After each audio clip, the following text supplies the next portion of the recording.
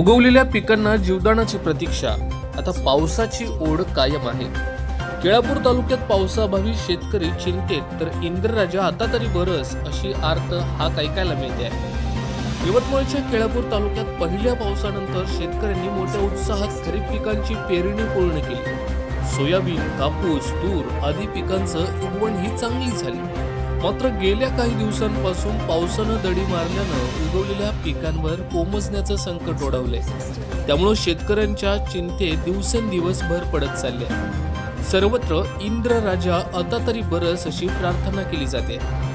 उन्हाचा वाढता तडाखा आणि जमिनीतील कमी होत चाललेला ओलावा यामुळे कोवळ्या रोपांच्या वाढीवर विपरीत परिणाम होण्याची शक्यता व्यक्त केली जाते. वेळेत पाऊस न झाल्यास काही भागात दुबार पेरणीची वेळ येण्याची भीती शेतकरी व्यक्त करतोय.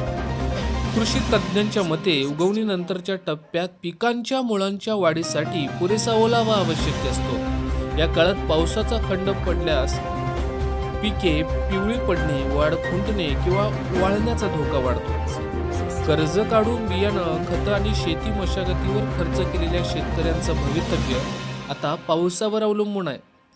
येत्या काही दिवसात समाधानकारक पाऊस झाल्यास पिकांना नवसंजीवनी मिळेल, अन्यथा आर्थिक संकट अधिक गडद होण्याची शक्यता आहे. दरम्यान कृषी विभागाने शेतकऱ्यांना हवामानाचा अंदाज लक्षात घेऊन पिकाची नियमित पाहणी करावी, आवश्यकतेनुसार तण नियंत्रणाची कामे करावीत आणि पुरेसा पाऊस झाल्यानंतरच खतांचा वापर करावा असं आवाहन केलंय. VPN न्यूज महाराष्ट्रासाठी मुख्य संपादक हनुमान लसंके, यवतमाळ.